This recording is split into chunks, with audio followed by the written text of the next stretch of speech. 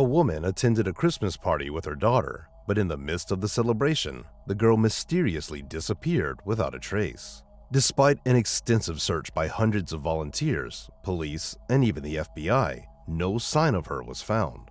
As the investigation unfolded, detectives uncovered troubling clues that painted a dark and complex picture. In the end, they did uncover a shocking truth, but it was far from what anyone had anticipated.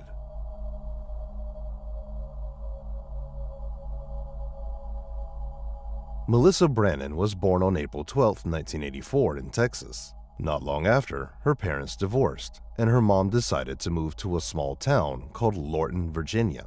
It was a quiet, peaceful place, popular among families with kids. Melissa's mom, Tammy, got a job as an accountant at a local company and rented an apartment in a residential complex on the outskirts of town. The complex was made up of small apartment buildings, and one of the best things about it was all the regular events and activities organized for the residents and their kids.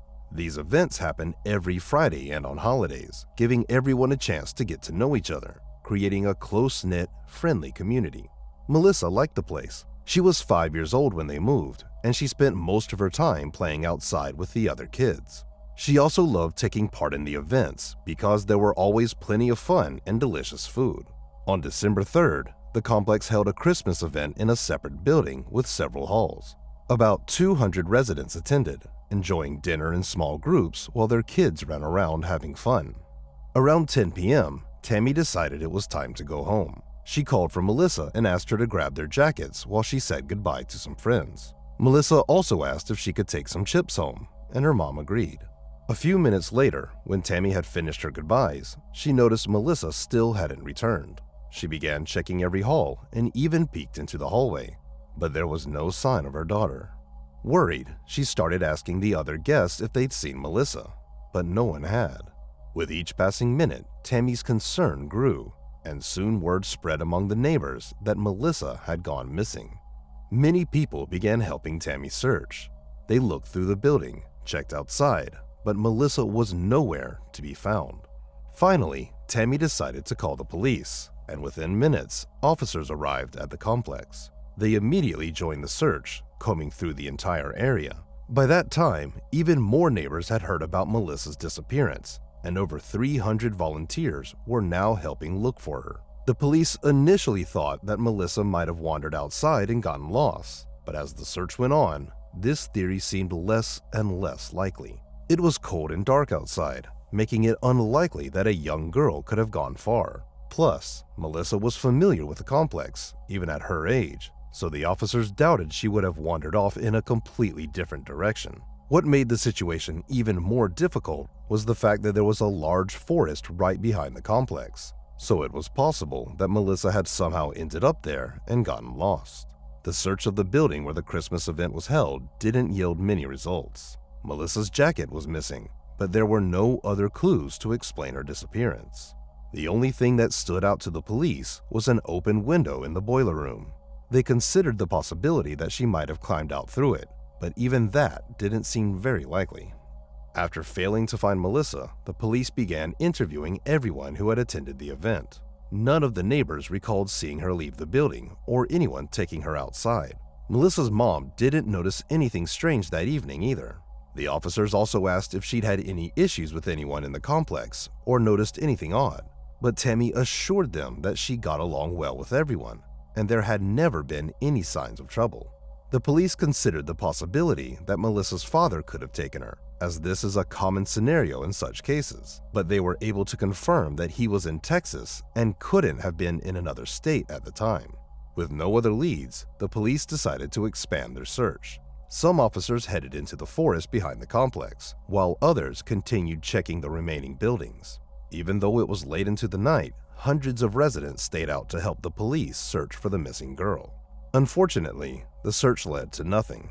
There were no signs of Melissa in the forest or any of the numerous buildings in the complex. At that point, the police sent the volunteers home and decided to go door to door, speaking to every resident. Around 400 people lived there, and that night, officers talked to each one of them. No one had any idea where Melissa could have gone, so investigators asked them to think back on anything strange or suspicious that had happened around the complex, even if it didn't seem related to her disappearance. That's when they got their first interesting lead. Several women mentioned that Caleb Hughes, one of the complex's maintenance workers, had been acting inappropriately that night. He tried to flirt with them and made some very lewd comments, even though most of them were with their husbands. Hughes, who was 23 at the time, had also raised red flags with parents. Many of them noticed that he seemed to be paying an unusual amount of attention to their children during the evening. Hearing all these complaints, the police went back to Tammy and asked if she had noticed anything odd about Hughes. Tammy recalled that during the event, he had approached her several times to strike up a conversation about her daughter. At one point, he even offered to take Melissa to the restroom so Tammy wouldn't have to leave the party. All of this seemed suspicious to the investigators, so they decided to talk to Hughes. However, he was nowhere to be found, so the officers headed to his home. Hughes lived just a few miles from the complex, but when the police knocked on his door, he wasn't there either. Instead, his wife answered and told them that he hadn't come home that evening. The police left, but returned a few hours later. By then, Hughes was back and said he had arrived home around 12:30 a.m. The officers quickly realized that Hughes had left the complex about 2.5 hours before returning home, which was odd since his commute should only have taken about 10 minutes. Hughes claimed that he had taken a longer route to stop at a store for a pack of beer, but the police were skeptical of his story. First, a quick stop still wouldn't account for nearly 3 hours. And second, there was a state law prohibiting alcohol sales after midnight. On top of that, Hughes couldn't provide a receipt for his purchase. The situation looked pretty suspicious, so the police asked Hughes to hand over the clothes he had worn to work that day. This is when things got even stranger. Hughes said that he had thrown his clothes into the washing machine as soon as he got home. Despite this, the officers convinced him to give them the clothing. To their surprise, they found that he had also washed his shoes, but that wasn't all. Parts of the soles had been cut off, and along with the clothes, there was a large knife sheath and a leather belt in the washing machine. The police asked where the knife was, but Hughes claimed he couldn't remember. With all of this suspicious behavior, the investigators began to seriously suspect Hughes' involvement in Melissa's disappearance.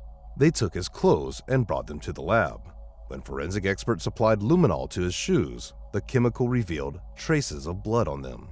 But because he had already washed it, there wasn't enough left for a proper DNA sample, making it impossible to analyze.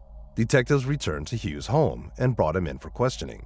During the long hours of interrogation, Hughes stuck to his story despite all the inconsistencies and suspicious evidence. He also claimed that he had no idea who Melissa was, what she looked like, or what had happened to her. The police knew he was lying since multiple witnesses, including Tammy, had seen him playing with Melissa and other children that evening. But when the detectives confronted him with that and said, "We know you're lying," Hughes calmly responded, "Prove it." Despite the detectives' suspicions, they didn't have enough solid evidence to arrest him, so Hughes was released. The next day, investigators ramped up the search operation, hoping to find either Melissa or more clues. That morning, they also decided to speak with Hughes' wife without him present, and she shared an interesting observation. Apparently, their relationship had been troubled, and she didn't trust him. Before Hughes left for the Christmas event, she checked the mileage on his car and remembered the reading. After he returned, she checked it again and noticed that he had driven 12 miles. This information was crucial for the police for 2 reasons. First, it didn't align with his story about a trip to the store that supposedly took 2.5 hours. Second, they could now estimate the general area where Hughes might have taken Melissa. By subtracting the distance from his home to the complex, they could map out a search area based on the remaining mileage. This led them to an area covering roughly 25 square miles. To cover such a large space, the police enlisted the help of the military, called in helicopters and planes, and even brought in divers to search local bodies of water. Around 400 volunteers also joined the search. Melissa's father, who had flown in from Texas immediately after her disappearance, also took part. The police printed thousands of flyers with information about Melissa's disappearance, hoping to reach as many people as possible. It's worth noting that just 5 months before Melissa went missing, another young girl had disappeared from the same town. Her body was later found, but the police hadn't been able to identify the killer. While the large-scale search was underway, a team of forensic experts were sent to the complex. As we remember, the only potential lead the police had initially found was the open window in the boiler room. The experts examined the area and discovered something interesting. Just outside the window, there was a faint, adult-sized boot print, and similar prints led all the way to the parking lot. There were no children's footprints, suggesting that the abductor had likely carried Melissa and placed her in a vehicle. The police had already searched Hughes' car, but hadn't found anything useful. At this point, the FBI got involved.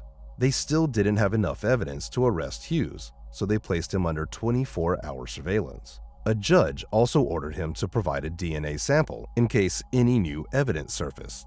As investigators dug into Hughes' background, they uncovered a troubling history. He had multiple arrests dating back to his teenage years. He also had a history of alcohol and substance abuse and had been suspected several times of inappropriate behavior towards minors. Further investigation revealed that a few years before the incident, Hughes had received a suspended sentence for stealing a car in a neighboring county.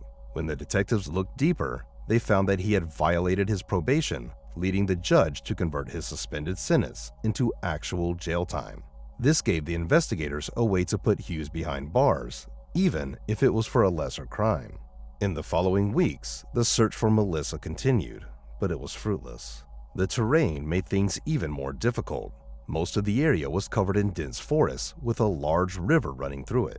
Then, about 2 months after Melissa's disappearance, something unexpected happened. An unidentified man called Tammy, claiming he had Melissa, and demanded a ransom of $75,000. Tammy immediately informed the police, and the FBI agents advised her to gather the money and meet the caller. They quickly set everything up, placing dozens of agents around the area, and began waiting for the supposed kidnapper to show up. Before long, 2 men approached Tammy, and the FBI agents swiftly arrested them. It turned out these men had no connection to Melissa's disappearance. They were just 2 local university students who had seen the news about the missing girl and thought they could make some easy money. Instead, they earned themselves prison sentences. One was sentenced to 7.5 years, and the other received nearly 4 years behind bars. Once again, the investigators found themselves at a dead end. They had a prime suspect, but no solid evidence and no sign of Melissa. In a move to break the case, the detectives decided to re-examine Hughes' car more thoroughly using advanced forensic tools from the FBI. But there was a catch. The car belonged to his wife, so they needed her permission. Fortunately, she immediately agreed, and the forensic team began their work. First, they applied luminol, which revealed traces of blood on the driver's seat mat, pedals, steering wheel, and windshield. This deepened their suspicions of Hughes, but once again, they were unable to extract a usable DNA sample from the blood. Next, the experts decided to search the car for hair, fibers, and other potential clues. But they faced another significant challenge. The car was a mess. The interior was covered in dirt, trash, and dog hair, making it difficult to identify useful evidence amidst the chaos. One of the experts came up with a plan to collect evidence manually using tape. He meticulously went over all the surfaces in the car, then sent the collected materials to the FBI's forensic lab. At first, they found mostly dog hair, which was irrelevant since Hughes and his wife owned 2 large dogs. But then, the forensic experts noticed a different type of hair, dyed black rabbit fur. He soon learned this was the same material used in the coat belonging to Melissa's mother, Tammy. To confirm the match, the experts requested Tammy's coat and verified that the rabbit fur was identical. Investigators theorized that the fur could have transferred to Melissa's clothing when she went to retrieve their coats, or in other situations, as Tammy frequently wore the coat during winter, and Melissa was always near her mother. In addition to the fur, the experts found a single light-colored hair that matched strands from Melissa's hairbrush. But the most significant clue was still to come. Numerous small red and blue fibers were found on the car's passenger seat. Since Melissa had been wearing a red and blue sweater and skirt on the night she disappeared, investigators needed to track down those exact clothing items to confirm the connection. They spoke with Melissa's grandmother, who had bought the outfit for her, but she couldn't recall the specific store. The police scoured local shops in an attempt to find matching clothes, but came up empty-handed. The forensic expert kept pondering how to prove the fiber's similarity to Melissa's outfit. One evening, while discussing this dilemma with his wife, she asked him to describe the clothing. After hearing his description, she suggested that the items might have been sold at JCPenney, a major retail chain where she often shopped for their children. She even had a collection of JCPenney's catalogs from over the years. She decided to help and began searching through those catalogs, looking for similar clothing.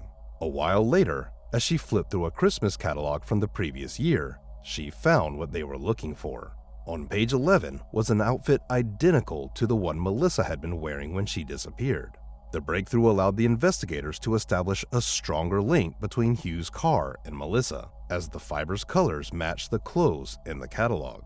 The FBI immediately contacted the company, but they faced another setback. The outfit in question had completely sold out. However, the company offered a potential solution. Since the outfit was sold exclusively through catalogs and only 7,000 sets had been produced, they suggested providing the investigators with a list of all the buyers, so the police could track down one of the outfits. The investigators began combing through the list, a task that took quite some time. Eventually, they caught a break. They found a man in Kentucky who had purchased the outfit for his granddaughter but had gotten the size wrong. As a result, the clothes had remained untouched in their original packaging for an entire year. For the investigators, this was the perfect option. The man agreed to send the outfit to the FBI, and the forensic team got to work. This particular model had a unique feature. The manufacturer had created a custom shade of dark blue, coded 887, which was patented and hadn't been used in any other clothing line. After comparing the fibers from this outfit, the experts concluded that they were an exact match to the fibers found in Hugh's car. This provided compelling evidence that one of the 7,000 children who had been bought this outfit had been in his vehicle. Although it didn't definitely prove that Hughes had abducted Melissa, the odds of another child wearing this rare outfit being in his car were astronomically low. As a final step, the expert conducted an additional test. He collected over 100 similar colored fibers from various types of clothing and performed 7,983 tests to compare them with the fibers from Hugh's car. The results showed minimal differences across all the fibers, except for two types. The set from the store and the fibers from Hugh's passenger seat were 100% match. This eliminated any doubt that someone else wearing similar clothes could have been in Hugh's car. It had to be the exact outfit that Melissa was wearing. Despite this, the detectives still faced a difficult situation. They knew that the fiber evidence, while strong, was circumstantial, even combined with the blood on Hugh's boots, in his car, and other clues they had gathered. But with nothing else to go on, they decided to formally charge Hughes with Melissa's abduction. The prosecution argued that Melissa was likely dead based on the blood evidence. The fibers from her clothing found on the passenger seat of Hugh's car suggested that he might have forced her to remove her jacket, pointing to a possible motive. According to their theory, Hughes approached Melissa when she went to get the jackets at her mother's request. He then lured her into the boiler room under some pretext, carried her out through the window, and took her to his vehicle. After taking Melissa to an unknown location and presumably killing her, likely with a knife, Hughes disposed of the weapon and hid the body. This would explain his prolonged absence. Following the crime, Hughes attempted to clean the blood from his car and clothing, even going so far as to cut parts of his shoe soles that had been heavily stained. In a final effort, the police decided to conduct a polygraph test, hoping that, combined with all the other evidence, Hughes might finally confess. The state law required either the discovery of the victim's body or the identification of the exact location of the murder to file a murder charge. Since the penalty for kidnapping was significantly less severe, the investigators hoped that Hughes might confess. The polygraph results showed that Hughes provided deceptive answers to almost all key questions, but he still maintained his innocence. With no other options, the detectives had no choice but to proceed with charges of kidnapping. The trial began over 2 years after Melissa disappeared, and Hughes maintained his innocence. His defense attorney tried to challenge the circumstantial evidence, but the prosecution's argument had a much stronger impact on the jury. After 8 hours of deliberation, they found Hughes guilty. and he was sentenced to the maximum penalty, 50 years in prison. Since then, Hughes has remained behind bars, continuing to deny any involvement in Melissa's disappearance. The police made several more attempts to find her body, but none were successful. 4 years after the trial, an energy company worker discovered red fabric fragments in a lake within the search area. Divers were sent to investigate, but they also failed to locate Melissa. 8 years after her disappearance, her mother remarried and raised 4 stepchildren with her new husband. Although she took his surname, she continued to use her previous one everywhere, in case Melissa was still alive and trying to find her. As for Hughes, his story didn't end there. On August 2, 2019, he was released early for good behavior, having served just over half of his sentence. At the time of his release, he was 53 years old and has been free for several years now. Melissa is still listed as missing since her murder was never proven. However, very few people believe she could still be alive after all these years. Christine Jessup was born on November 29, 1974, in the small Canadian town of Queensville. It was a quiet and peaceful place, located not far from a picturesque lake. With a population of only about 600 people, Queensville was considered very safe, and many residents knew each other well. Christine lived there with her parents and brother, who was 5 years older than her. She loved spending time outside with friends, riding her bike, and playing baseball. Christine also had a great love for animals. Once, a bat flew into her room, and unlike her family, she wasn't scared at all. Instead, she said she wanted to keep it as a pet. On October 3, 1984, when Christine was 9 years old, she woke up early as usual and started getting ready for school. Her brother had a toothache, so their mother planned to take him to the dentist in Toronto. This meant that after school, Christine would be home alone until they returned. Despite her age, Christine had stayed home unsupervised many times before. Her parents weren't too worried, as she was very independent and could take care of herself. Before leaving school that day, Christine agreed to meet her best friend after they both got home. She then took the school bus, which dropped her off just a few hundred yards from her house. A few minutes later, Christine's friend arrived at the park where they had planned to meet and began waiting for her. But as time passed, there was still no sign of Christine. Her friend waited a bit longer, then decided to go home. She tried calling Christine, but no one answered.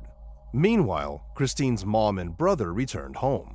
The mom quickly realized that her daughter wasn't there, even though it was clear she had come home after school. Her backpack was in her room, and the mail from the mailbox was in the hallway. She also noticed a few strange things. Christine's bike was laying outside, and its kickstand was damaged. Christine loved that bike and always took good care of it, so it was surprising that she would just leave it outside like that. Christine's jacket was also hanging on a high hook in the hallway, a place she clearly couldn't reach on her own. But despite all of this, her mom wasn't initially worried. She thought Christine had just gone out to play, like she had many times before, and decided to wait for her to come back. About an hour later, as it started to get dark outside, her mom began to worry. Even though Christine was independent, she always let her parents know where she was going. Her mom started calling the parents of all of Christine's friends, hoping she was with one of them. But each time, she was told that no one had seen Christine since school. When her mom called Christine's best friend, the girl said they had planned to meet in the park, but Christine never showed up. Realizing that none of her friends had seen Christine, the mother and her son headed out to search the streets. Given the small size of their town, they quickly checked all the places Christine liked to spend time, but she was nowhere to be found. By around 7 p.m., with no sign of her and still no word, the mother decided it was time to call the police. For the local police department, cases like this weren't all that uncommon.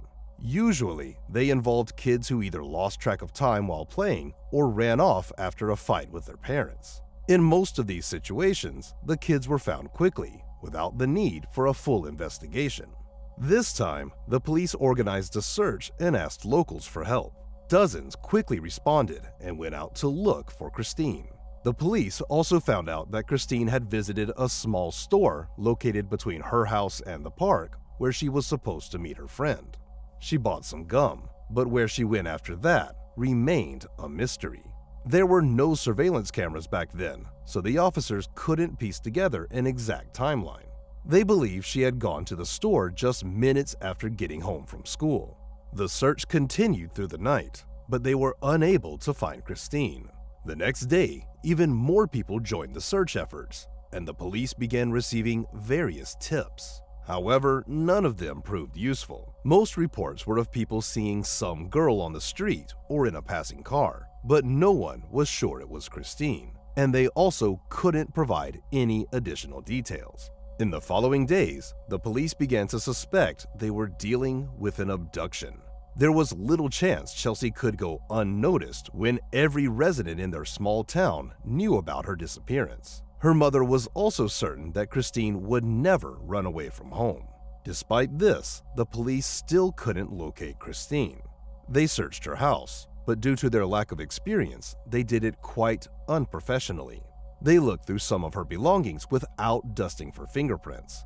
Plus, they allowed neighbors and family friends to visit the house before conducting a proper examination, potentially compromising any evidence. It's worth noting that at the time of Christine's disappearance, her father was in jail. Just a few weeks earlier, he had received a small sentence for a minor fraud, and on the day Christine went missing, her mother and brother had visited him after the dentist appointment.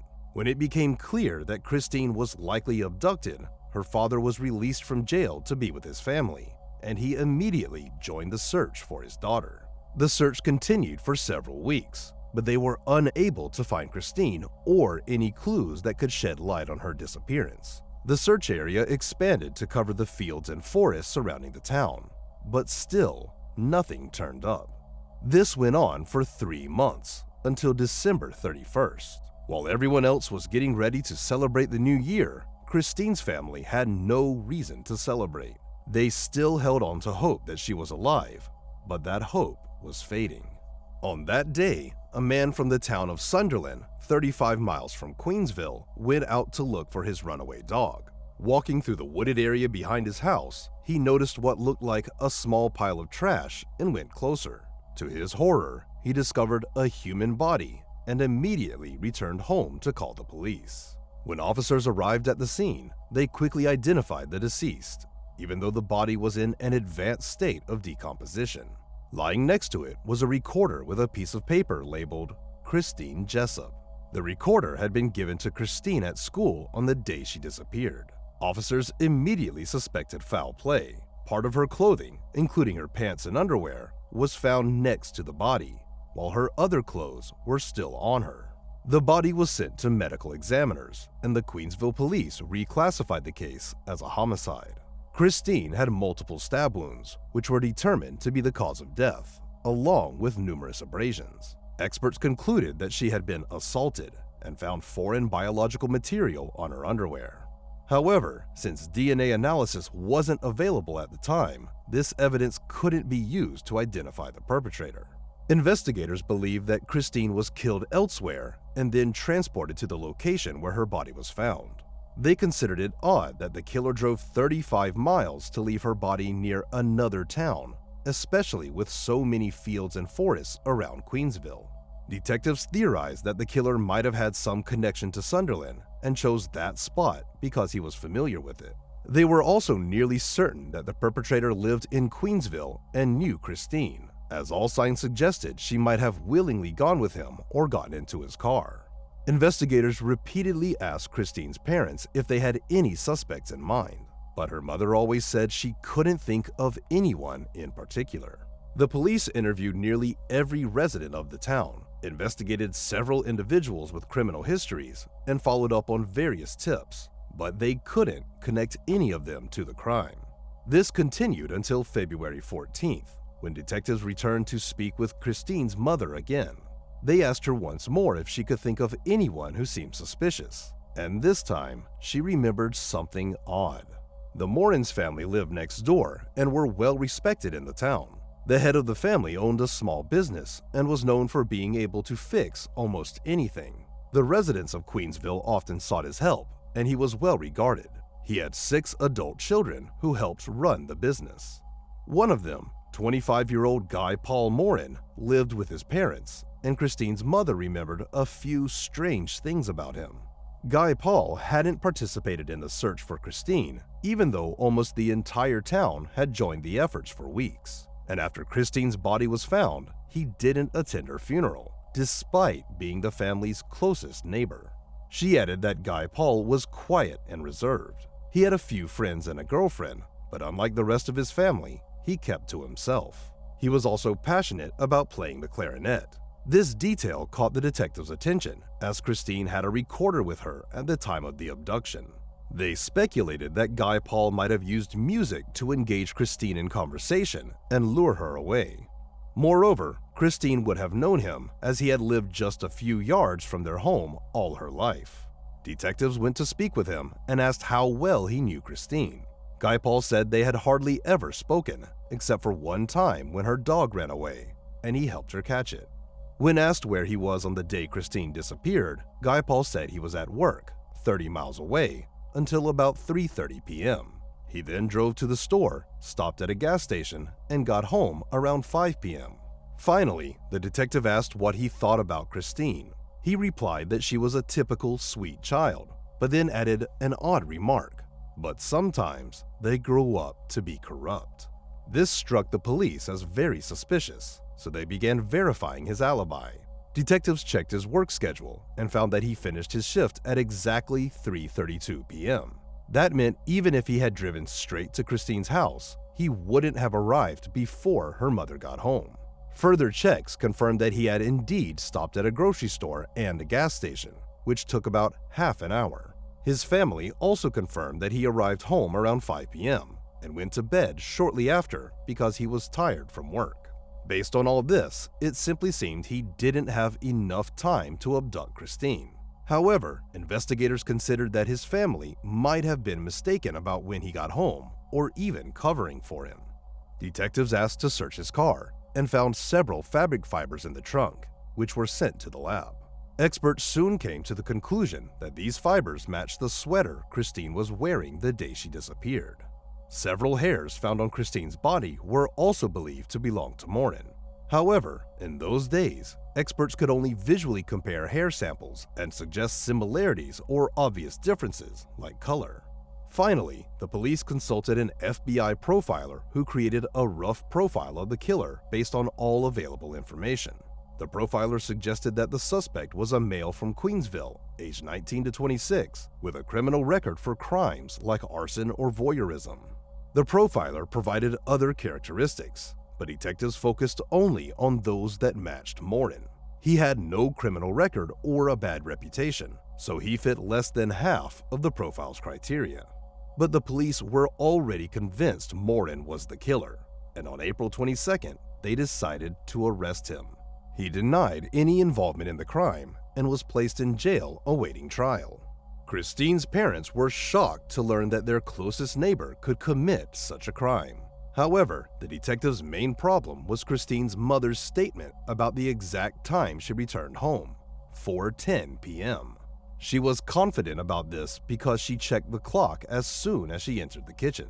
According to the investigators' calculations, Morin couldn't have reached their house from his workplace before 4:10 p.m. and would have needed at least another 15 to 20 minutes. So, they kept asking the woman if she was sure about the time or if she might be mistaken. They insisted that Paul was the killer, and only her testimony about the time prevented them from holding Morin accountable. Eventually, the woman assumed that she might have arrived a little later, and that was enough for the police. During the trial, the prosecution attempted to portray Morin as a strange loner whose behavior raised concerns among the other town residents. They also insisted that he had enough time to abduct Christine, as her mother arrived home later than she initially stated. Regarding Guy Paul's family members who confirmed his alibi, a psychologist brought in by the prosecution claimed they all showed signs of covering for him. A key moment at the trial was the testimony of an undercover officer who had been placed in Morin's cell while he awaited trial. According to the officer, Morin mentioned specific details about the crime, such as the cause of death. However, this information had been reported in the newspapers, so Morin wasn't revealing anything new.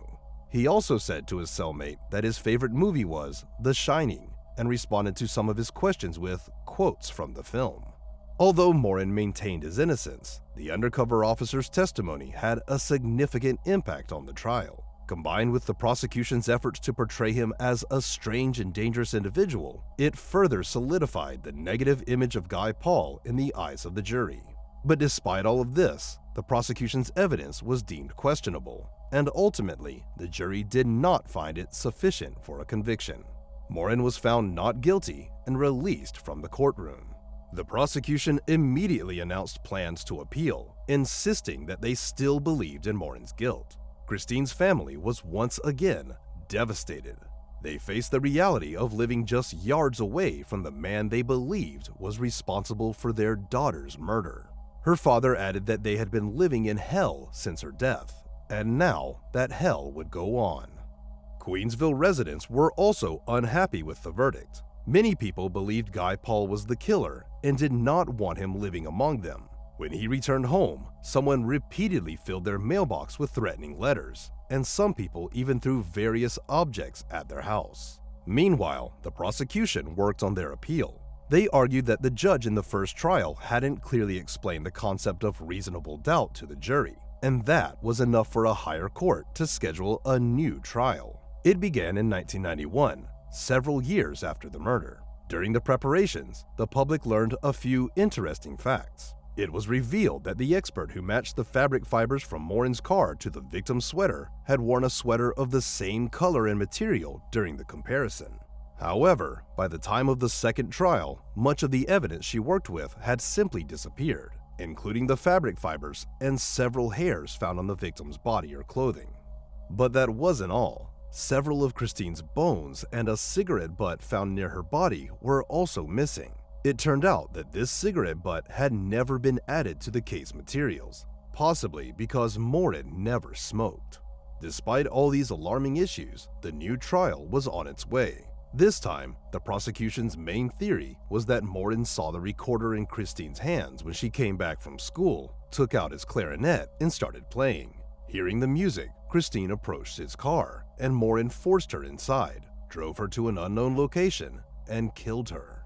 Although this theory was admittedly weak, in July 1992, the jury reached a unanimous decision. They found Guy Paul guilty of murder, and he was sentenced to life in prison. But this time, public opinion shifted dramatically. Initially, the media portrayed Morin as a strange and dangerous loner, but after learning about all the investigators' mistakes, the narrative changed completely. The media began to suggest that Morin might be innocent and a victim of sheer incompetence. After the verdict, a group of concerned citizens band together to challenge the court's decision. In light of this pressure, Morin's lawyer filed an appeal for a new trial, and Morin was released from prison on bail. Such a move was quite rare, but the widespread public outcry played a crucial role. But there were significant challenges. The bail was set at around $500,000, forcing Morin's parents to mortgage their home. This was their only option to raise that amount of money. The lawyer requested a DNA analysis of the victim's underwear, which still contained a biological sample. Previous attempts to analyze it had been unsuccessful due to the limited technology of the time.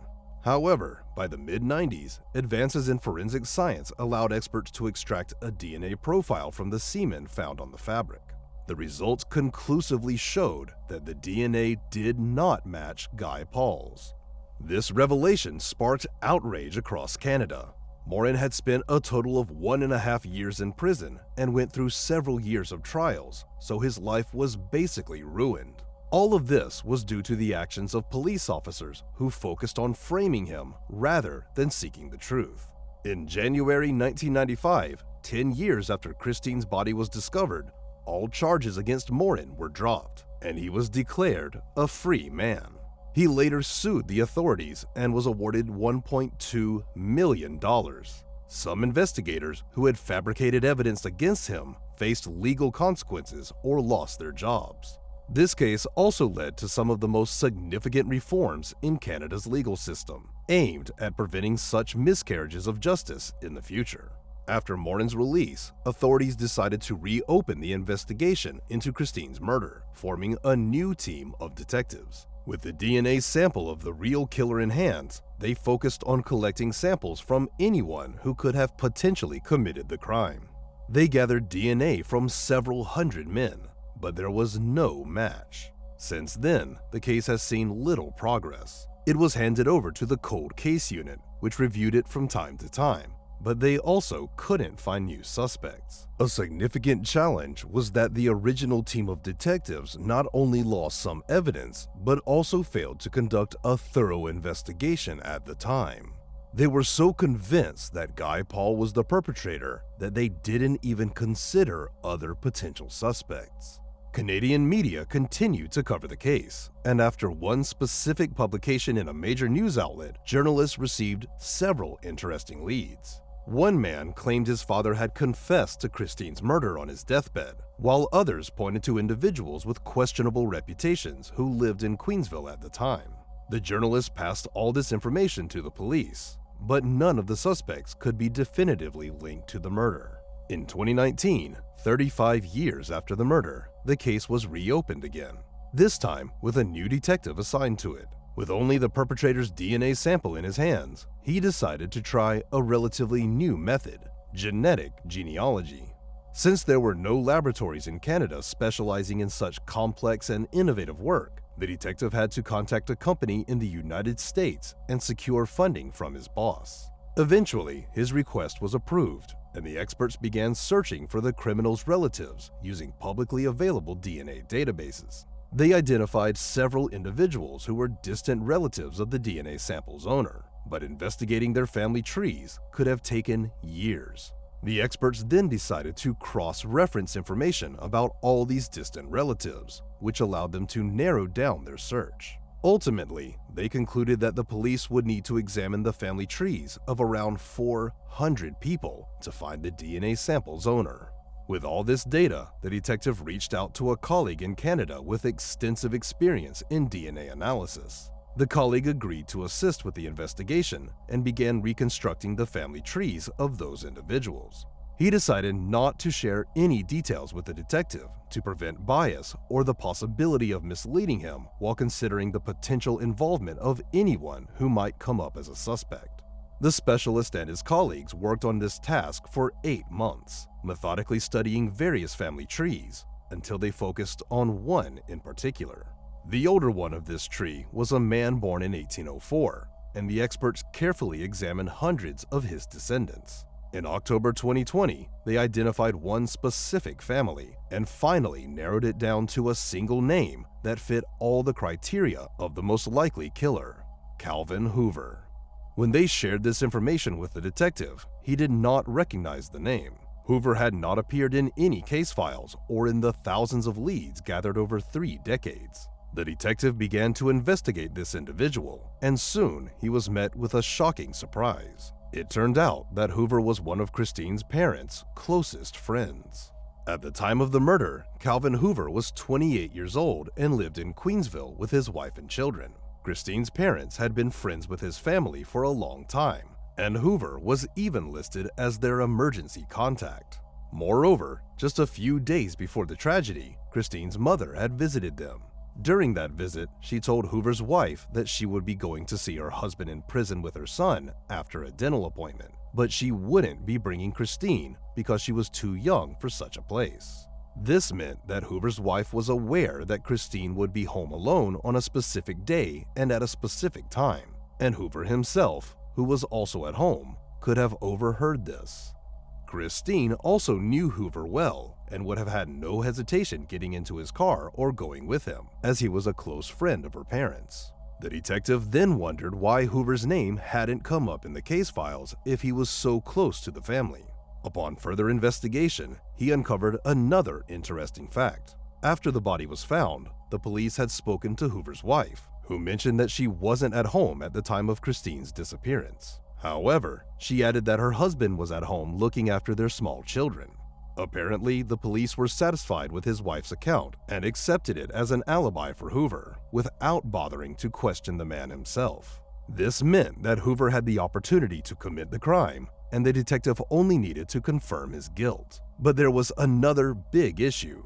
Hoover had died in 2015 after struggling with some serious health problems. The detective, who still needed a direct DNA sample from Hoover, began to consider his options. Cases of such deaths were not always investigated thoroughly, and even if the body had been exhumed, there might not have been any biological samples left after 5 years. However, he got lucky.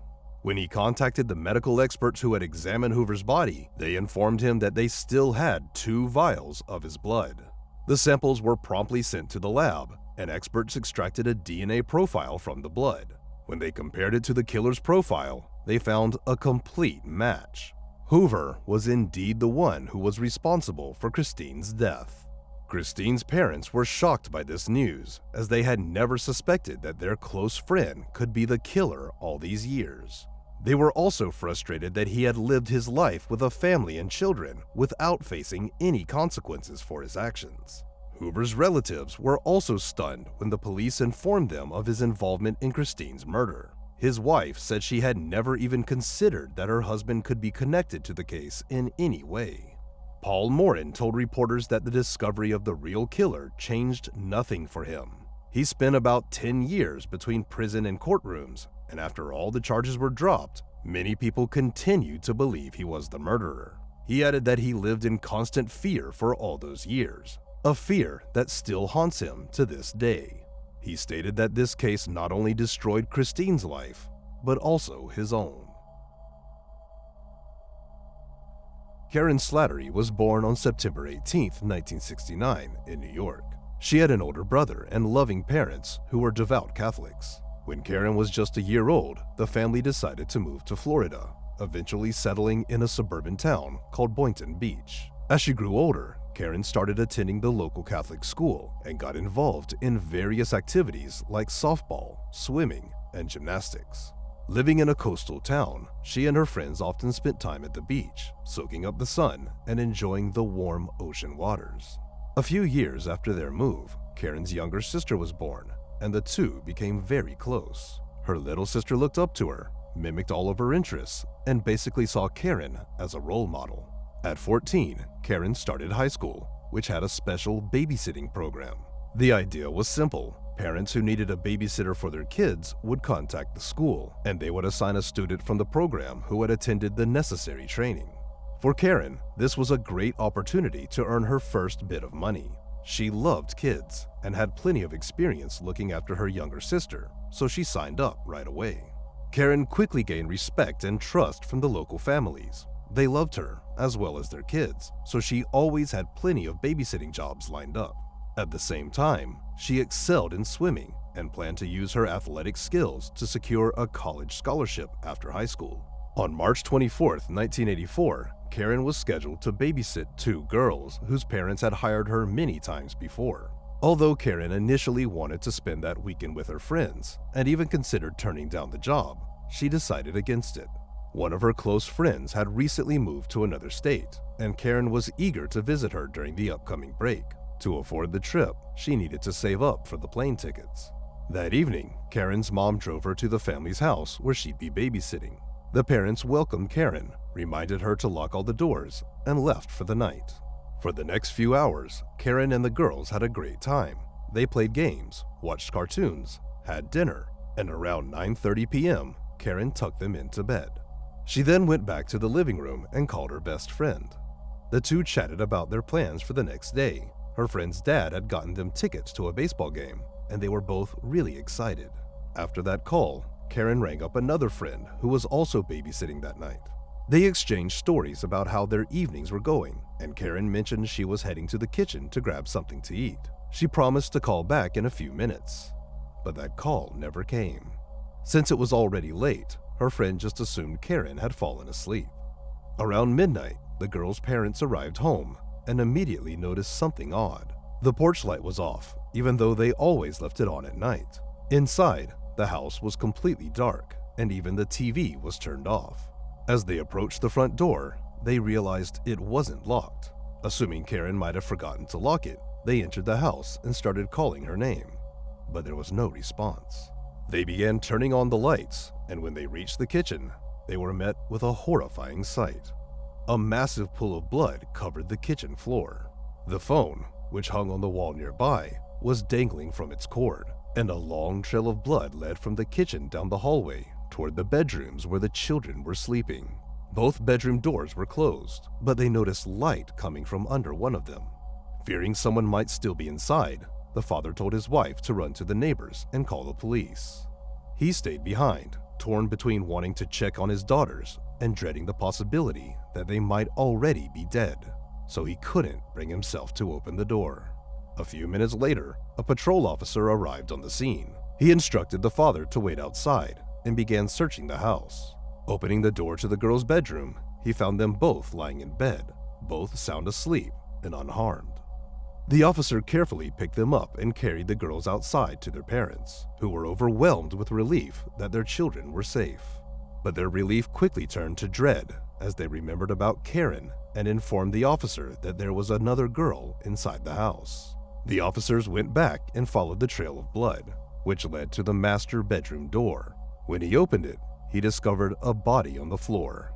He checked for a pulse, but there was none. While he was in the room, more police officers and an ambulance arrived at the scene. Investigators quickly identified the victim as Karen Slattery. Her clothes were partially missing, suggesting a possible assault, and a towel had been placed over her face. Her body showed multiple injuries consistent with stab wounds. After Karen's body was taken away for further examination, detectives began searching the house for clues. They noticed that a window in the living room was open, and the screen had been cut.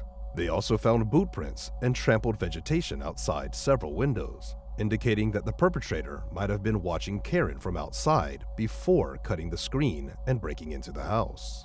The investigators found a few more unusual clues. In addition to the boot prints, there were also barefoot tracks on the ground, as well as inside the house. This suggested that the perpetrator had removed their boots before entering. During their conversation with the homeowners, police learned that Karen always locked the front door when she was babysitting. Given that the door was unlocked when they returned, the detectives realized the killer might have exited through it after the attack. As for the open window, the homeowners explained that they had left it open before leaving because the weather was cool and fresh that day. Realizing that their action might have allowed the killer into the house, they were both shocked and began blaming themselves for Karen's death. The police also discovered bicycle tracks in the yard, indicating that the killer had likely arrived on a bike and used it to flee the scene. They managed to follow the tire tracks to the main road along the coast, but the trail ended there. Forensic experts attempted to take casts of the barefoot prints, but they were all smeared. They also couldn't find any foreign fingerprints anywhere in the house, which was highly unusual. From the evidence in the bathroom, it appeared that the perpetrator had taken a shower, yet even there, no fingerprints were found. Investigators believe the attacker struck Karen while she was standing by the phone in the kitchen. Nearby, they found a bloodied hammer, which might have been the initial weapon. No knife matching the wounds on the victim was found in the house, indicating that the killer had likely taken it with him. The hammer, it turned out, was taken from a cabinet inside the house, suggesting that the killer had searched for it before attacking Karen. He had also taken a pair of women's gloves from the same cabinet, which he probably took with him when he left. No other items, including valuables, were missing from the home, which cast doubt on the idea that it was a robbery gone wrong. The medical examiners found 18 stab wounds on Karen's body, which were determined to be the cause of death. They also confirmed that she had been assaulted and found biological material on her body, but DNA analysis was still in its infancy at the time and wasn't widely used. Interestingly, a piece of chewing gum was found stuck to her shorts. Karen had recently had her braces removed and was excited to finally be able to chew gum again. But the experts were puzzled about how it ended up on her shorts, speculating that the killer might have placed it there. With no other substantial leads, the police turned to the public for help, asking for any information about suspicious men who might be riding bicycles and behaving oddly around town. Investigators also began looking into individuals with prior records for breaking and entering, hoping to find a connection to the crime. The news of Karen's murder sent shockwaves through the entire town. Parents became fearful, convinced that a dangerous criminal was on the loose, and stopped letting their children go anywhere alone. The school's babysitting program also underwent a major overhaul. What used to be a common practice of having students babysit in the children's homes was now deemed too risky. From then on, the girls were instructed to be vigilant at all times, double-check all windows and doors, and if possible, work in pairs. It was even suggested that parents drop off their children at the babysitter's house instead and pick them up afterwards. The local police department dedicated nearly all of its resources to the case, as the community demanded to catch the killer as quickly as possible. They tried to speak with the girls Karen had been babysitting, hoping they might have seen something. One of the girls mentioned being woken up by a man with blood on his face, but she couldn't remember any details. As for the parents, a theory quickly emerged that they might somehow be involved in the murder. The suspicion was largely driven by the fact that they had the opportunity to commit the crime, even though no clear motive was apparent. The suspicions only grew when the family moved to another state just 2 days after the incident. Soon, the police had another suspect. One of the officers was investigating a completely unrelated case involving the burglary of a mobile home. When the detective tracked down the culprit, he discovered that the suspect had been getting around on a bicycle. But that wasn't all. Traces that looked like blood were found on one of the bike's handlebars, and a piece of gum was lodged in the spokes. The gum was the same color as the one found on Karen's shorts. The investigators sent the bike to the lab and began considering the possibility that Karen's murder might have been the result of a botched burglary. However, the lab results showed that the gum was a different flavor, and what they thought was blood on the handlebar turned out to be just paint. As the police continued their search for the killer, Karen's friends and family organized a fund to offer a reward for information leading to an arrest, starting with $10,000. The amount quickly grew to $30,000 and eventually to $50,000. The community was eager to bring the perpetrator to justice, not only to find closure for Karen's family, but also for their own safety. This significant amount of money led to thousands of calls flooding into the police department, and officers tried to follow up on every lead. A large number of people urged them to investigate the parents of the girls Karen had been babysitting, believing they might be involved in the murder. Eventually, the detectives had to make a public statement, clarifying that the parents were not considered suspects and that their alibi had been thoroughly verified.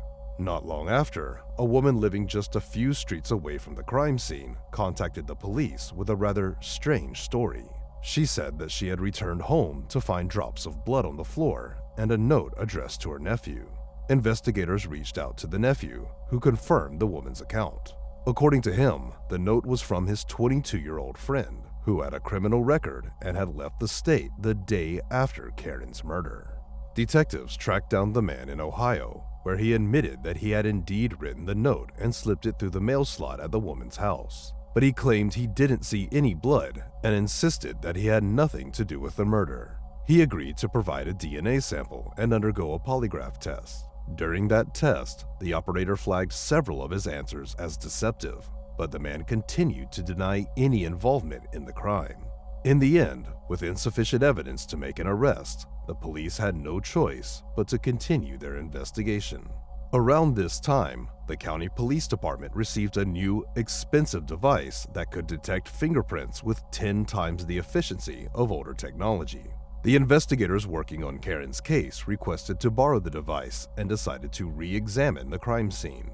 This time, they managed to uncover dozens of new fingerprints. However, after running them through their database, the experts concluded that all these prints belonged to the family members and their friends. In the next few weeks, the police followed up on thousands of leads and investigated numerous suspects, but nothing led to a breakthrough. The situation was further complicated by the fact that crime rates in the city had nearly reached record highs that year.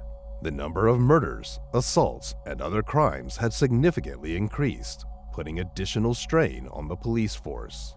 At one point, the police even recommended that parents submit their children's fingerprints to make it easier to locate them in case of a kidnapping, and many people responded to this request. For a while, there were no significant developments in Karen's case, but 2 months after the murder, everything changed. On May 29th, police discovered the body of 38-year-old Georgiana Warren in her home, just a few miles from Karen's town. Georgiana was found on her bed with a pillow covering her face, and a hammer was lying nearby. The house showed numerous signs of a struggle, including traces of blood on the bed and in the bathroom, as well as indications that the perpetrator had taken a shower. Investigators determined that the killer likely entered the house through a window. Medical experts found that Georgiana had been assaulted and recovered biological material from the body. The detectives couldn't help but notice the striking similarities between this murder and Karen's. It was almost a replica. Georgiana's 2 daughters were in the house that night, but the attacker left them unharmed and they heard nothing. Everyone suspected that the same person was responsible for both crimes, but once again, no fingerprints were found at the scene. At the end, experts decided to examine a book found next to the bed, checking all of its pages for fingerprints. They hoped the killer might have touched it during the murder, so they used the expensive new device to analyze every page. And this effort paid off. They discovered a foreign fingerprint on page 43, which could potentially belong to the murderer. In 1984, there were no digital fingerprint databases, but the detectives were able to compare this print with those of all suspects, hoping for a match. They also uncovered another possible link between the murders of Karen and Georgiana. It turned out that one of Karen's friends had been babysitting her children just days before the murder. Detective Kevin McCoy began to consider that the elusive killer might be connected to other cases that weren't immediately obvious. The perpetrator's ability to avoid leaving fingerprints and evade witnesses suggested significant experience with such crimes. McCoy then recalled an unusual case he had been assigned a month before Karen's murder in Boca Raton. An unknown man had broken into a woman's bedroom, struck her several times with a heavy object, removed her clothing and ring, and then simply left. The woman survived, but the injuries resulted in severe brain damage. Detective McCoy suspected that the same perpetrator might be responsible, but unfortunately, the victim was unable to recall any details about the attacker. As McCoy continued to search for connections to other cases, he came across another intriguing incident. On May 22nd, 2 months after Karen's murder, a woman was returning home with her son around 2 a.m. To their surprise, they saw a man removing the security screen from their window and attempting to break into the house. The woman's son chased the man, who tried to escape on his bicycle. Although the cyclist managed to briefly evade capture, the son eventually tackled him. The struggle was short, but the man managed to break free and escape by jumping into a canal, disappearing from view. In his haste, the man left behind not only his bicycle, but also his sneakers, which were found under the window. It appeared he had removed them before the homeowners returned. 2 days later, a woman in the same town woke up to a heavy blow to her head and screamed. When she opened her eyes, she saw a man running out of her bedroom. That same evening, a man burst into another woman's bedroom and began threatening her. The woman screamed loudly, which apparently scared off the intruder. He simply turned and left. 4 days later, a similar incident occurred. An unknown man broke into another woman's home and frightened her, causing her to scream. The attacker left the house, stumbled, and fell into her pool before fleeing. Detective McCoy believed all these incidents were connected and soon focused on a new series of crimes. Over the past few months, several female students from a local university reported a man exposing himself on campus and breaking into their dorms. They all described him as a white male of average height with short, dark hair, and the police created a composite sketch of the suspect. McCoy took this sketch and began examining a large book of mugshots of individuals who had been charged with sexual offenses. As he carefully studied each face, one of them caught his eye. It looked just like the sketch. He pulled that photo out, mixed it with a few others, and then showed them to one of the students who had seen the suspect. Without hesitation, she pointed to the man she recognized. The man was 23-year-old Dwayne Owen, who had a lengthy criminal history, ranging from theft to public indecency and other offenses. This was enough to get a warrant, but there was a catch. The detective had no clue where Owen was. McCoy put out a citywide alert, sending his photo to every cop in the area. A few days later, an officer was patrolling the streets when she noticed a man who looked strikingly similar to Owen. She asked for his identification, and he presented a military ID under the name Dan Brown. The officer suspected that the ID might be fake because the man looked so much like Owen's mugshot. So, she decided to arrest him and take him in for questioning. After running his fingerprints against those on file, it was clear. This was Dwayne Owen. This allowed authorities to charge him with using a false ID, which led to his imprisonment while they focused on linking him to the murders and assaults. During interrogation, Owen admitted that the sneakers and bicycle found at the crime scene where he had tried to enter a house through a window belonged to him. He also confessed to several burglaries, but continued to deny any involvement in the murders. At the time, it was still not possible to match his DNA with the biological material from the crime scenes because the technology wasn't there yet. Detectives questioned Owen for hours. He clearly enjoyed the process, often speaking in riddles and sometimes answering their questions in poems. When asked directly if he had killed anyone, he simply said yes, but didn't provide any details. Interestingly, when they asked him how many people he had killed, he remained silent. Instead, he drew the number 2 on the table with his finger. The man also bragged to the detectives that he knew criminology inside out and could commit crimes without getting caught. But he overlooked one crucial detail. Authorities had requested a comparison of his fingerprints with those found on one of the pages in Georgiana's book, and they finally made a breakthrough. The fingerprints matched. When detectives returned to the interrogation room and informed Owen that his fingerprints had been found at one of the crime scenes, Owen responded with a smile, saying, "I must have touched that stupid book lying on the bed." Soon after, Owen began to talk, confessing to all the details of this crime. He described how he wandered the streets looking for a house with a potential victim, broke in, and carried out the murder, giving detailed accounts of Georgiana's killing. One of the most chilling details was that Owen had brought a clean set of clothes and left them on his bike, planning to change after the crime. But despite this confession, Owen continued to deny involvement in Karen's murder, and the police still didn't have any evidence to link him. So, one of the detectives decided to bluff. He took Owen's footprints, but none of the footprints at Karen's crime scene matched because they were all smudged. The detective then decided to try a little trick. He took some random photo of a bloody footprint and placed it next to Owen's footprint. Then he told Owen they had a match and now had proof he was in the house. To the detective's surprise, the bluff worked. Owen looked at the photos and admitted they did look alike. Not long after, he started confessing. According to Owen, he had been riding his bicycle around the area when, around 8 p.m., he saw Karen through a window and decided to kill her. First, he went to a bar, had a drink, stayed for a while, and returned to the house after dark. There, he watched the victim through the window for some time before removing his socks and putting them on his hands to avoid leaving fingerprints on the window frame. Once inside, he hid in a closet where he found a pair of women's gloves and a hammer. After a while, he saw Karen go to the kitchen and pick up the phone. Owen panicked, thinking she might have spotted him and was calling the police. He jumped out of his hiding place, attacked her, and dragged her into the master bedroom to assault her. Owen then took a shower, gathered his bloody clothes, and went outside to hide them in nearby bushes. He mocked the detectives, saying they had done a poor job because they hadn't checked all the bushes in the area. As for the knife, he rode his bicycle to the ocean and threw it into the water.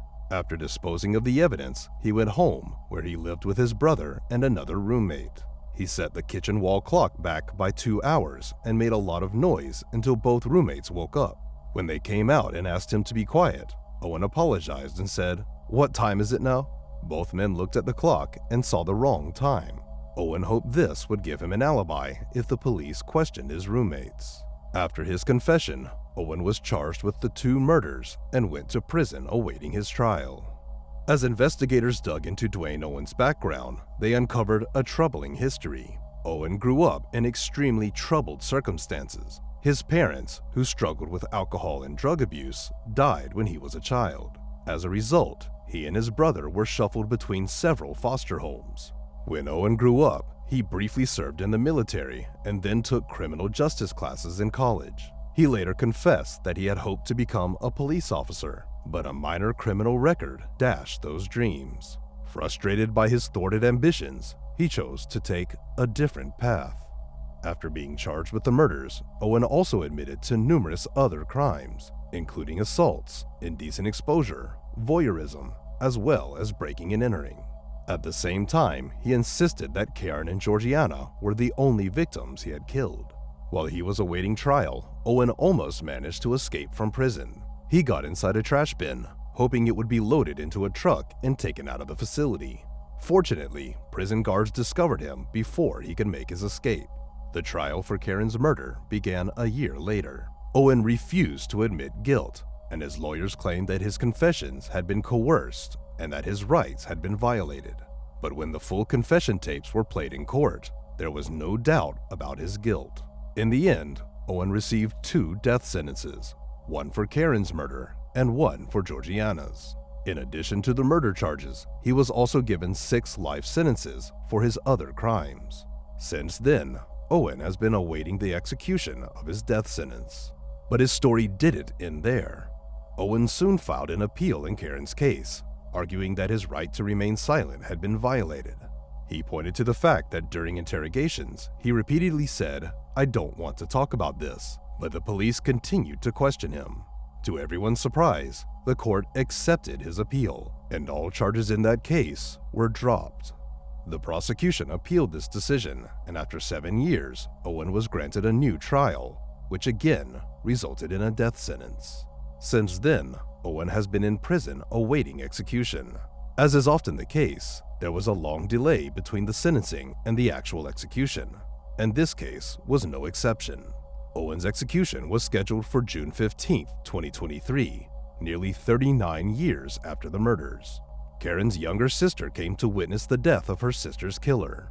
She wanted to look Owen in the eyes, but he kept them closed until the very end.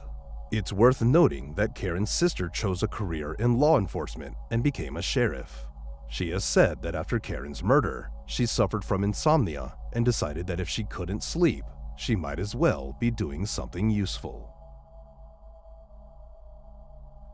Lauren Astley was born on April 1, 1993, in the small town of Wayland, Massachusetts. She grew up in a loving family and was an only child. When she was 6, her parents decided to get a divorce, but her father stayed in the same town and remained very involved in her life. Once, Lauren and her dad traveled to New Orleans to help those affected by Hurricane Katrina. Even though she was quite young, Lauren pitched in alongside her father, working to clean up the mess left by the disaster. Since elementary school, Lauren was very active in sports. She started with soccer, but later discovered a passion for tennis, where she achieved some notable results. But her true love was singing. She joined the school's music group and began performing at various events with them. During high school, Lauren got a part-time job at a clothing store in a local mall. After graduation, she planned to attend college in North Carolina and wanted to save up some money before heading off. Lauren graduated from high school in the summer of 2011 at 18 years old. After finishing school, she spent most of her free time with her parents and friends. Knowing she'd soon be moving across the country, she wanted to make the most of her last few months at home. On the morning of July 3rd, Lauren headed to her shift at the mall, just like any other day. Beforehand, she had made plans to meet up with her friends right after work, and they were expecting her to call. Around 6:30 p.m., Lauren finished her shift, said goodbye to her coworkers, and left the mall. Her friends waited for her call, but for some reason, Lauren didn't reach out. They started sending her messages and trying to call her, but there was no response.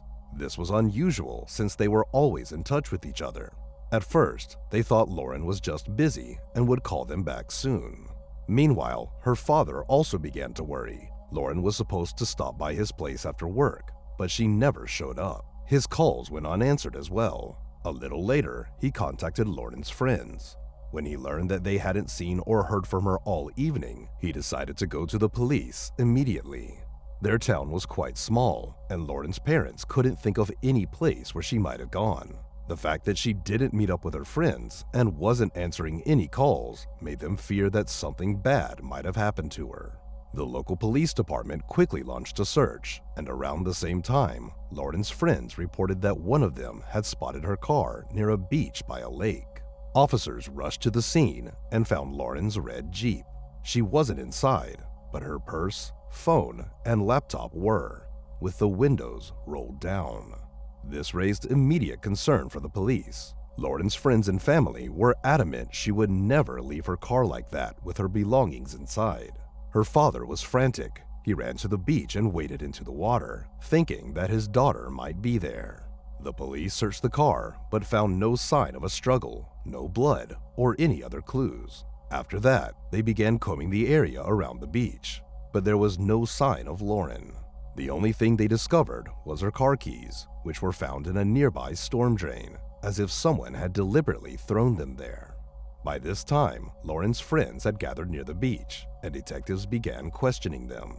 They mentioned that Lauren had an ex-boyfriend, Nathaniel, whom she had broken up with just a few months earlier. The friends also said that he had taken the breakup pretty hard, so the police decided to check on him.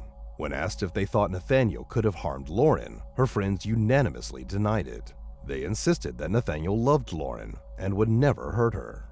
Later that night, detectives went to talk to Nathaniel. He told them he had been home all evening. His mother backed up his story, adding that they had been watching movies together. With that, the police ruled him out as a suspect and shifted their focus to searching the area around the beach. Lauren's relatives, along with dozens of other town residents, joined in the search. Her friends stayed by her car all night, hoping for a miracle that she would eventually appear.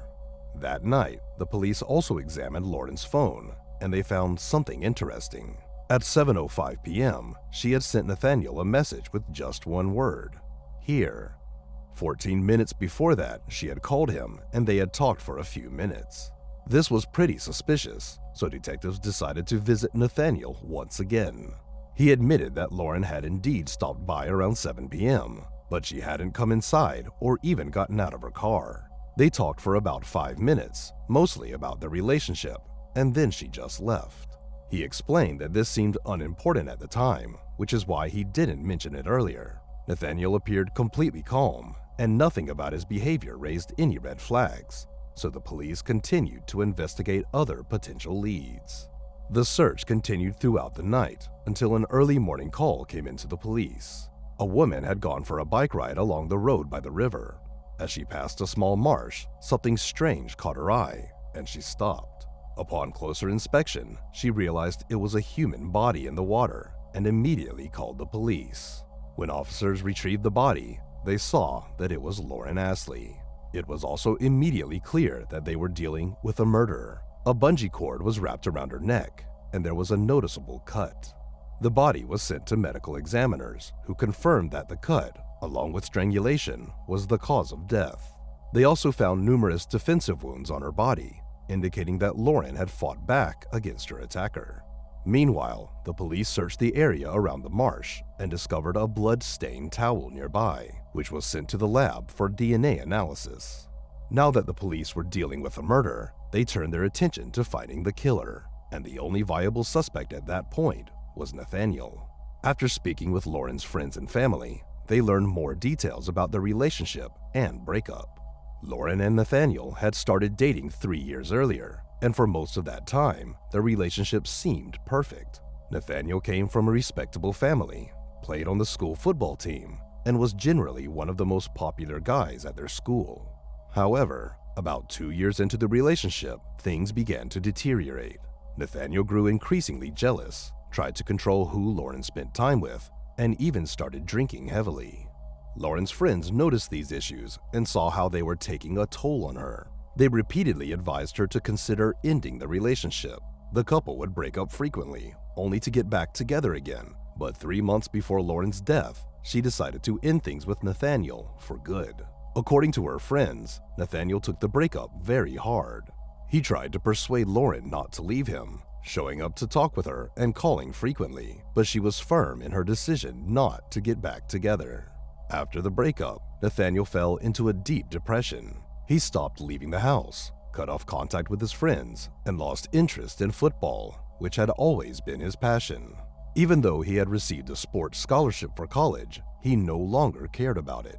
While sitting at home, Nathaniel began drinking and smoking. His mother eventually decided to take him to a therapist, and after a few sessions, the therapist suggested that Nathaniel might indeed be suffering from depression. Even though he had withdrawn from his social circle, Nathaniel continued trying to rekindle his relationship with Lauren. Once, Lauren and her friends organized a graduation party, which was attended by dozens of their classmates and their parents. Nathaniel showed up drunk and saw Lauren talking to other guys. He approached her and tried to discuss the relationship, but Lauren made it clear that she wasn't interested. Nathaniel became angry. There was a large tent set up in the yard where the party was held, and in his frustration, Nathaniel punched one of the tent supports, causing the whole structure to start collapsing on the people inside. They had to hold it up, and Nathaniel was immediately asked to leave. After that, Lauren came to her mother in tears and told her that Nathaniel wouldn't leave her alone. In another incident, Nathaniel approached a guy Lauren was talking to and threatened to kill him. All these details led investigators to seriously consider that Nathaniel might be involved in Lauren's murder. He was the last person to speak with her and see her alive. However, the police still faced one major obstacle: his alibi, provided by his mother. As the investigators dug deeper, they uncovered another interesting detail. Reviewing security footage from the mall where Lauren worked, they saw that Nathaniel had been there about an hour before her shift ended. Although he didn't approach Lauren, he did visit a sports nutrition store on the same floor. The police decided to visit Nathaniel again and talk about what they discovered, but this time, he wasn't at home. His parents told the officers that Nathaniel had left several hours earlier, and they had no idea where he was. When investigators questioned his mother again about whether she was home the entire evening, this time she remembered that she had actually gone out briefly to run some errands. This just so happened to be around the time Lauren had visited Nathaniel after work. For the police, this meant that Nathaniel didn't have an alibi, making him the prime suspect. With all these facts coming together, the police obtained a warrant to search Nathaniel's home. Their first stop was the garage, where they immediately noticed several bungee cords, exactly like the one found around Lauren's neck. Using luminol, forensic experts discovered a large bloodstain on the garage floor that had been cleaned and was invisible to the naked eye. Blood traces were also found on the door handle, the kitchen floor, and in 2 sinks. Soon after, investigators found a sports bag containing sneakers covered in blood and dirt. In Nathaniel's room, there was a small door leading to the attic, where the police discovered another pair of blood-stained shoes, along with wet, dirty clothes. The detectives sent all these items to the lab, and the results quickly confirmed that the blood belonged to Lauren. The police immediately began searching for Nathaniel, and just a few hours later, they found him at his aunt's house. During the arrest, Nathaniel did not resist and remained calm. He was brought in for interrogation, but his parents quickly hired a lawyer, so the detectives were unable to get a confession. Nathaniel was charged with murder, and the case was handed over to the court. While preparing for the trial, investigators uncovered even more troubling details. Nathaniel's cousin, with whom he was staying at the time of his arrest, revealed that on the night of Lauren's murder, Nathaniel had called her, asking to hang out to clear his head. Although she was busy, they met the next day, around the same time news of the body being found had spread through the town. When his cousin asked if he had any connection to the murder, Nathaniel's response was chilling. He said, "They'll never find the murder weapon, if that's what you mean." He then admitted to driving Lauren's car to the beach. Another disturbing discovery was that Lauren had agreed to meet with Nathaniel that evening only because his mother had come to her workplace asking her to talk to him. She was worried about her son and hoped that a conversation with Lauren might help him deal with the breakup, never imagining the tragic outcome that would follow. While Nathaniel was in jail without bail, his lawyer announced plans to seek a not guilty verdict. Although he did not deny that his client committed the murder, he argued that Nathaniel was in a state of mental breakdown at the time and should not be held accountable for his actions. If the court accepted the lawyer's argument, Nathaniel could face several years of mandatory treatment, after which he might be released. The trial began on February 13, 2013, a year and a half after the murder. The prosecution presented their case, arguing that Nathaniel not only understood the severity of his actions, but had premeditated the murder. According to their version, Nathaniel had arranged to meet Lauren after her shift when his parents would be away. Detectives also found that he instructed Lauren not to park at his house, but to leave her car on a nearby street. Once Lauren arrived at his home, he led her to the garage, where he stabbed her multiple times and strangled her. He then drove her Jeep to the beach, discarded the keys in a storm drain, and returned home on foot. Nathaniel then loaded Lauren's body into the trunk of his car and drove it to the swamp, where he dumped the body in the water. Afterward, he went home to clean up the bloodstains. Notably, police found a witness who had seen Nathaniel that evening. Based on the timing, the witness saw him returning home from the swamp. He was shirtless, and loud music was playing from his car. Nathaniel's lawyer did not deny that he had killed Lauren. However, the defense argued that the murder resulted from a temporary psychotic episode, claiming that Nathaniel was unable to control his actions. Several experts testified that Nathaniel had a family history of schizophrenia, which might have contributed to his condition. They also noted his involvement in football, where he had regularly received strikes to the head. They also argued that Nathaniel suffered from depression, which impaired his ability to understand his actions. Nathaniel himself told psychologists that during the murder, it felt as though he was not in his own body and couldn't control anything. The prosecution, however, insisted that these theories did not align with the evidence. They argued that Nathaniel lured Lauren to his home, killed her over a period of several minutes, then disposed of her car, transported her body, cleaned up the blood, and hid his clothing. The sequence of actions suggested a well-planned crime, rather than a sudden, short-lived episode. Ultimately, the jury found Nathaniel guilty of the murder, and the judge sentenced him to life in prison without the possibility of parole. After the verdict was announced, Lauren's father did something unexpected. He approached Nathaniel's parents and hugged them. He later explained that, on that day, they too had lost their child. Following the trial, Lauren's father established a foundation in her memory aimed at preventing similar tragedies. The foundation focuses on promoting educational initiatives to raise awareness among teenagers about the dangers of unhealthy relationships and the unacceptable nature of violence in any form. One more thing worth mentioning is that in 2021, the Supreme Court ruled that individuals under 20 cannot be sentenced to life imprisonment without the possibility of parole. Since Nathaniel was exactly 20 at the time of his sentencing, he might theoretically be able to apply for parole in the future, though there have been no developments in that direction yet. Lauren's parents took this decision very badly. Her mother stated that since Nathaniel took their daughter's life, he should not have the right to live his own and should remain behind bars for the rest of his life.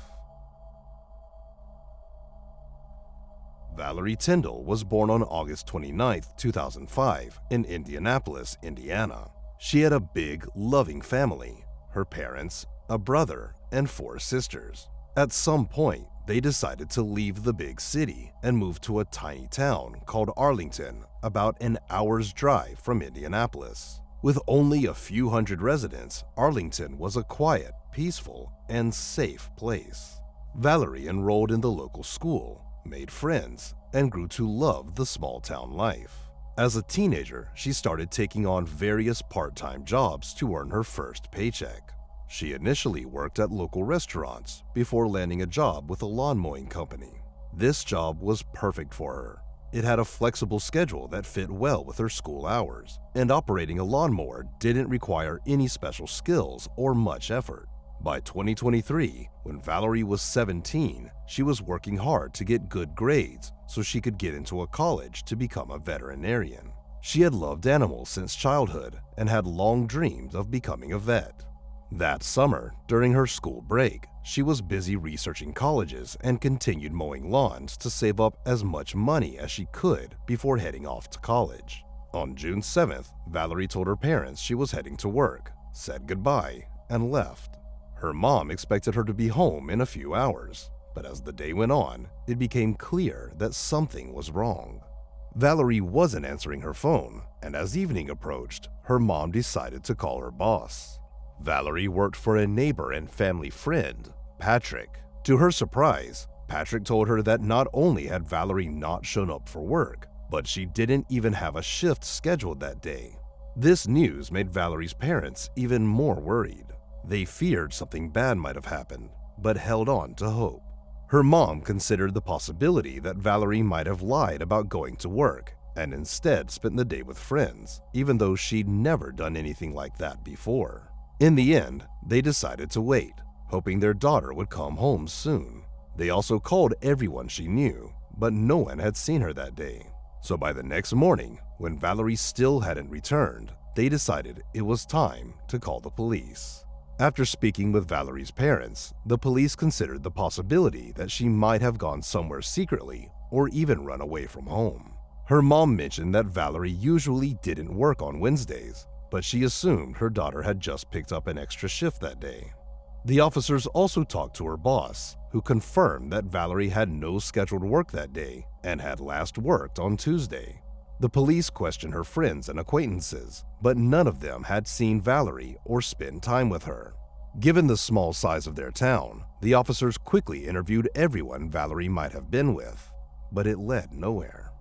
The only lead they managed to find was a witness who saw Valerie driving by around noon on the day she disappeared. But unfortunately, this didn't bring them any closer to finding out where she was. As days passed without any sign of Valerie, the police became increasingly convinced that she wasn't going to return home on her own. Investigators began focusing on two main theories: that she had either run away or that foul play was involved. Valerie's parents were skeptical about the idea of her running away. There were no issues at home, and she had been working hard in school to achieve her dream of becoming a veterinarian. However, the thought of her running away still gave them a glimmer of hope that she was alive and safe, because the alternative was far worse. For several weeks, the police, along with Valerie's family and volunteers, searched tirelessly around their town. Authorities also asked local residents to help locate Valerie's car. The fact that no one had spotted her vehicle in the small town suggested that Valerie had driven it out of Arlington herself, or someone had hidden it. Nearly 3 weeks later, on June 26, the police finally found Valerie's car parked at an apartment complex in Shelbyville, about 20 miles from Arlington. The license plates were missing and the doors were locked. There were no signs of a struggle or any useful clues inside the car, but detectives quickly uncovered an interesting detail. The apartment complex where the car was found was a client of the lawn mowing company where Valerie worked. Despite this, Valerie's boss, Patrick, had insisted she wasn't scheduled to work that day. The investigators began to suspect that he might be hiding something and started looking more closely at him. After interviewing residents in the area around the apartment complex, they found another witness who had seen Valerie on the day she disappeared. But she wasn't alone. Her boss, Patrick, was in the car with her. Hearing this, the detectives went to question Patrick. He stuck to his story, claiming he hadn't seen Valerie that day. But when the police informed him that a witness had placed him with Valerie and that her car had been found, his story suddenly changed. Patrick admitted that he had indeed seen Valerie that day. According to his new version of events, they met up in Shelbyville, and Valerie asked him to drive her to a small town called Homer, a few miles from Arlington. She claimed she was planning to run away from home, and that someone would be waiting for her there.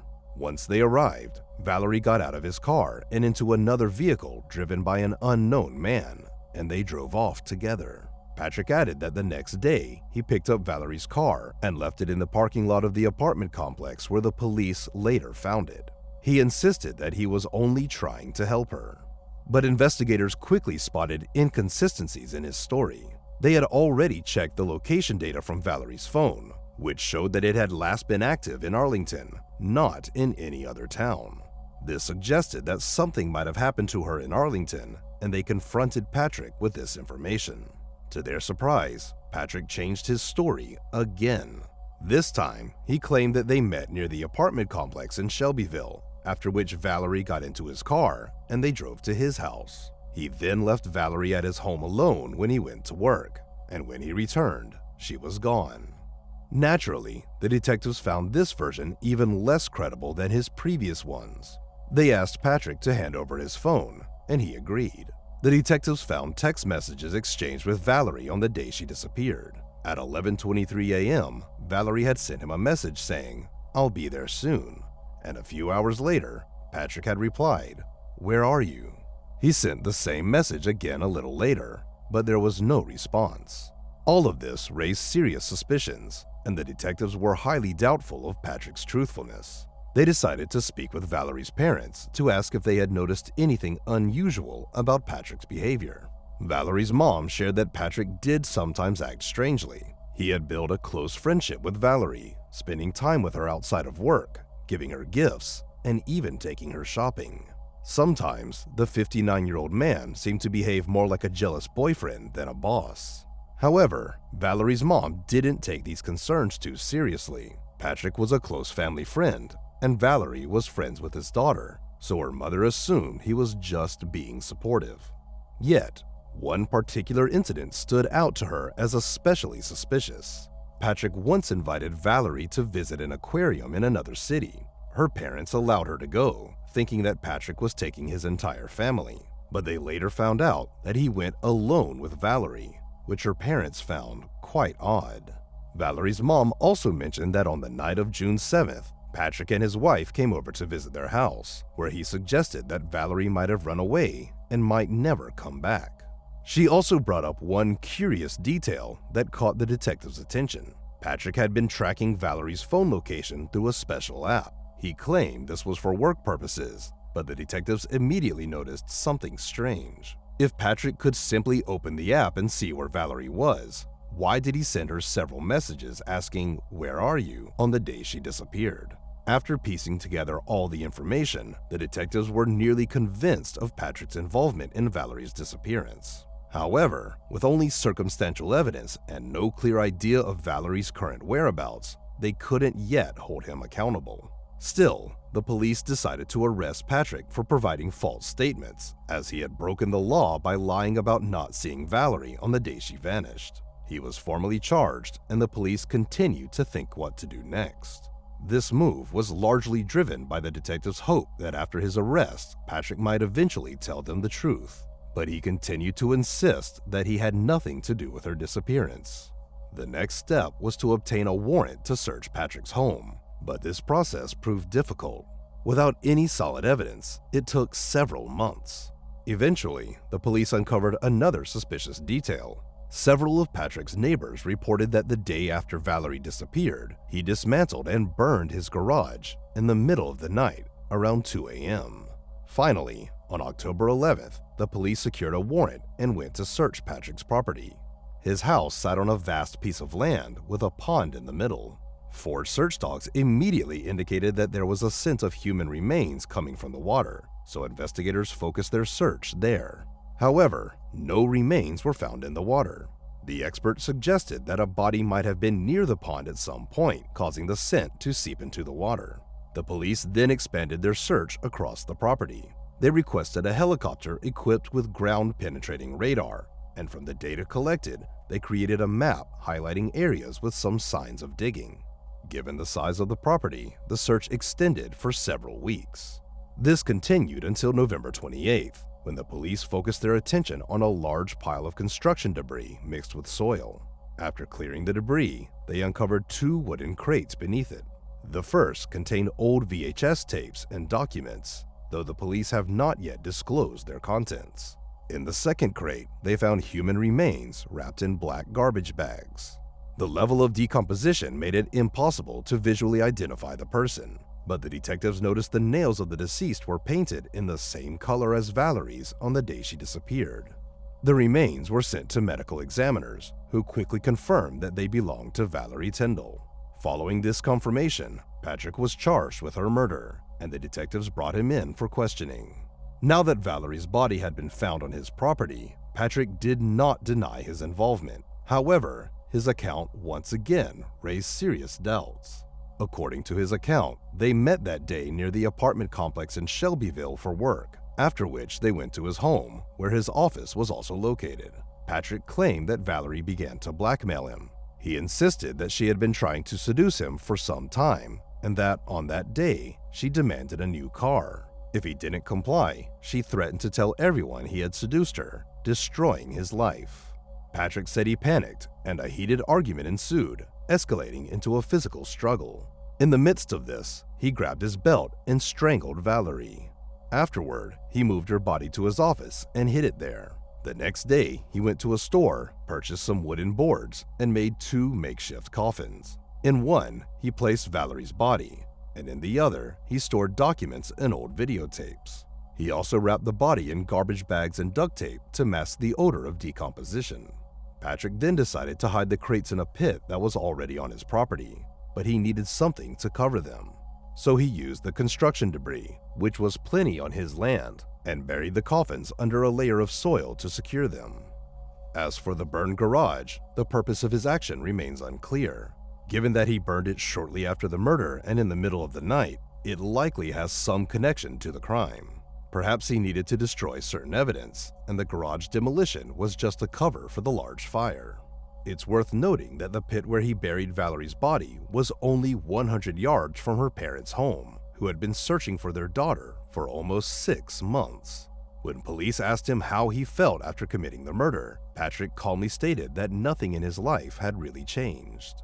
Naturally, the detectives were skeptical of his entire story. It all seemed like Patrick was trying to portray himself as the victim, justifying his actions by claiming he was being blackmailed. A far more likely scenario was that Patrick had been ingratiating himself with Valerie for some time, hoping for a romantic relationship.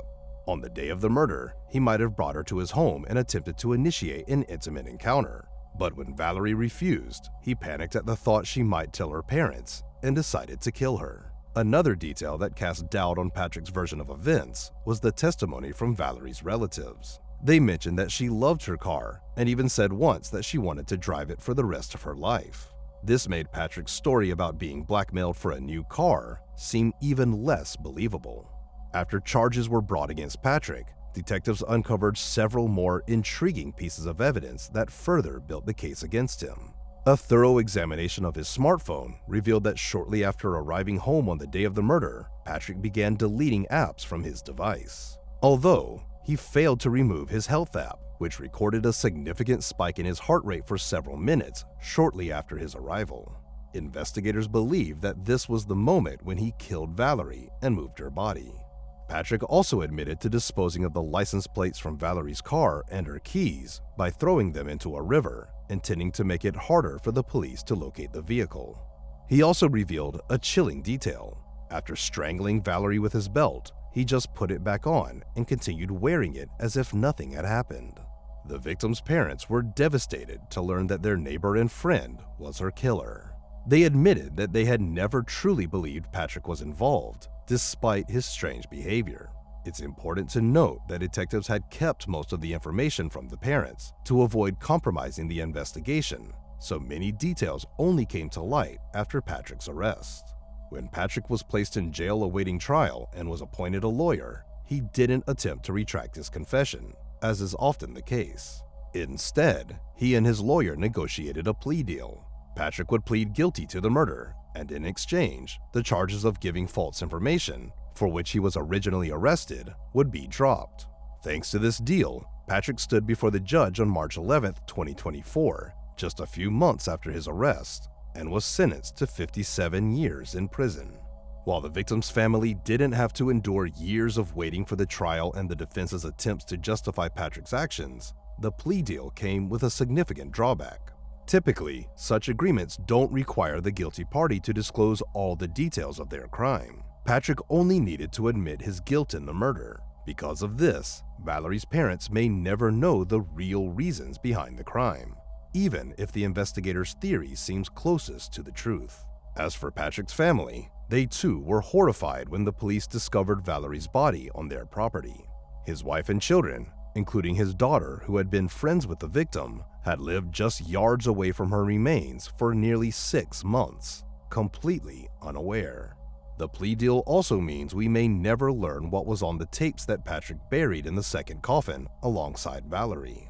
It's possible their content could have brought additional trouble or even criminal charges, and Patrick may have feared that the police would search his home following Valerie's disappearance. Share your thoughts on this story in the comments section, and don't forget to press the like button if you enjoyed my video. Thank you for watching.